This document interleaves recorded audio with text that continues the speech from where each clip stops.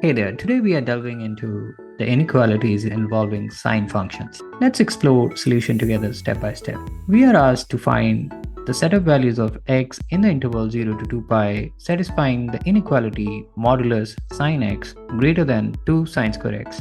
Let's break it down. We start by manipulating the inequality modulus sin x greater than 2 sine square x to get 2 modulus sin x square minus modulus sin x less than 0. Graphically, this inequality translates to modulus y less than half, where y is equal to modulus sin x. Let's visualize it on the graph. From the graph, we see that the values of x, where modulus sin x is between 0 and half, are in the intervals 0 to pi over 6, 5 pi over 6 to pi, pi to 7 pi over 6, and 11 pi over 6 to 2 pi. From the given options, the option that correctly matches with our answer is option 1, which is 0 to pi over 6 union pi to 7 pi over 6. Great work everyone! If you enjoyed this challenge and found it helpful, don't forget to like, share and subscribe.